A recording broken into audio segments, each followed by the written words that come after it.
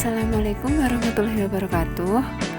Kami dari kelompok 4 Filosofi Pendidikan Indonesia yang diampu oleh Dr. Baharudin Al-Habsyi, MPD. Anggota kelompok 4 terdiri dari Mahadi Sudarsono, Ma'ratu Sholihah, Validia Alfira Anzani, Anissa Ifarahida, dan Mailia Firdaus. Strategi dalam mewujudkan pendidikan yang berpihak pada murid. Fasilitator peserta didik, guru sebagai pembelajaran di sekolah, dan orang tua sebagai pendampingan di rumah.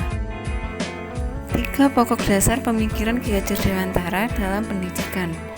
Yang pertama, pembelajaran yang berorientasi peserta didik, yaitu pembelajaran yang menempatkan peserta didik sebagai subjek belajar dan menekankan pada aktivitas siswa secara optimal. Dalam pembelajaran ini, peserta didik diharapkan aktif dalam proses pembelajaran dan guru berperan sebagai fasilitator. Yang kedua, pendidik menuntut kodrat anak, yaitu kodrat alam dan kodrat zaman. Yang ketiga, trilogi pendidikan, yaitu Ing Ngarso Sung Tulodo, Ing Madya Mangunkarso, Tutwuri Handayani. Metode pendidikan menurut Ki Hajar Dewantara. Metode pendidikan yang cocok dengan karakter dan budaya orang Indonesia adalah metode pendidikan yang tidak memakai syarat paksaan. Filosofi pendidikan Ki Hajar Dewantara. Pendidikan hanya suatu tuntunan dalam hidup dan tumbuhnya anak-anak kita. Artinya, hidup tumbuhnya anak di luar kehendak kita sebagai kaum pendidik. Walau hanya dapat menuntun, akan tetapi pendidikan memiliki faedah yang sangat besar terhadap hidup tumbuhnya anak-anak. Asas Trikon. Pendidikan harus sesuai dengan prinsip perubahan yang mencakup asas Trikon. Yang pertama, kontinuitas. Pengembangan yang dilakukan harus berkesinambungan, dilakukan secara terus-menerus dengan perencanaan yang baik. 2. Konvergensi, yaitu pengembangan yang dilakukan dapat mengambil dari berbagai sumber di luar, bahkan dari praktik pendidikan di luar negeri. Yang ketiga, konsentris, yaitu pengembangan pendidikan yang dilakukan harus tetap berdasarkan kepada kepribadian kita sendiri. Yang memiliki tujuan utama pendidikan adalah menuntun tumbuh kembangnya anak secara maksimal. Pendidikan berpihak pada siswa dengan strategi 3P. Yang pertama, penjaringan, yaitu melakukan asesmen kebutuhan peserta didik untuk mengetahui potensi yang dimiliki. Yang kedua, pemetaan, merancang strategi pembelajaran yang disesuaikan dengan kebutuhan peserta didik. Yang ketiga, pembinaan, yaitu memberikan pembinaan berupa bimbingan dan dukungan bagi peserta didik. Pendidikan yang berpihak pada peserta didik dan memerdekakan dalam abad ke-21. Pada abad ke-21, pendidikan berfokus agar menghasilkan output sumber daya manusia yang memiliki keterampilan 4C, yaitu critical thinking, communication, creative thinking, dan collaboration. Merdeka belajar merupakan gagasan yang memberikan kebebasan kepada guru dan peserta didik dalam menentukan pembelajaran. Merdeka belajar mempunyai tujuan untuk menciptakan pendidikan yang menyenangkan bagi peserta didik dan juga pendidik.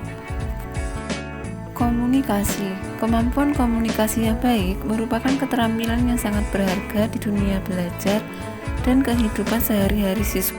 Kemampuan komunikasi mencakup keterampilan dalam menyampaikan pemikiran dengan jelas dan persuasif secara lisan atau oral maupun secara tertulis. Kemampuan menyampaikan opini dengan kalimat yang jelas, menyampaikan perintah dengan jelas, dan dapat memotivasi orang lain melalui kemampuan berbicara. Kolaborasi dan kerjasama dapat dikembangkan oleh siswa melalui pengalaman yang ada di dalam sekolah, antar sekolah, dan di luar sekolah. Siswa dapat bekerja bersama-sama secara kolaboratif pada tugas berbasis proyek yang autentik dan mengembangkan keterampilannya melalui pembelajaran tutor sebaya dalam kelompok.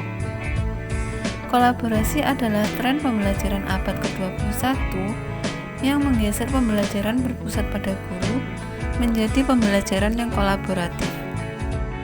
Penyelesaian masalah. Keterampilan ini merupakan keterampilan fundamental pada pembelajaran di abad ke-21. Keterampilan berpikir kritis mencakup kemampuan mengakses, menganalisis, mensintesis informasi yang dapat dibelajarkan, dilatihkan, serta dikuasai. Keterampilan berpikir kritis juga menggambarkan keterampilan lainnya seperti keterampilan komunikasi dan informasi, serta kemampuan untuk memeriksa, menganalisis, menafsirkan, dan mengevaluasi bukti. Kreativitas dan inovasi. Pencapaian kesuksesan profesional dan personal membutuhkan keterampilan berinovasi dan semangat berkreasi. Kreativitas dan inovasi akan semakin berkembang apabila siswa memiliki kesempatan untuk berpikir divergen atau berbeda. Siswa harus dipicu untuk berpikir di luar kebiasaan yang ada, melibatkan cara berpikir yang baru, memperoleh kesempatan untuk menyampaikan ide-ide dan solusi yang baru, mengajukan pertanyaan yang tidak lazim, dan mencoba mengajukan dugaan jawaban. Praktik pembelajaran yang dapat diterapkan pada abad ke-21 adalah guru dalam proses pembelajaran sebaiknya mendesain kegiatan pembelajaran yang dapat mengakomodir semua peserta didik sesuai dengan kebutuhan belajar, memberikan pertanyaan pemantik, memberikan motivasi dan dorongan kepada peserta didik, dan mengintegrasikan teknologi dalam proses pembelajaran. Guru sebaiknya melakukan evaluasi dan refleksi pembelajaran karena sangat penting dilakukan agar guru dapat mengetahui sejauh mana proses pembelajaran berhasil dan untuk melakukan perbaikan pembelajaran di masa mendatang. Sekian presentasi dari kelompok 4. Terima kasih. Wassalamualaikum warahmatullahi wabarakatuh.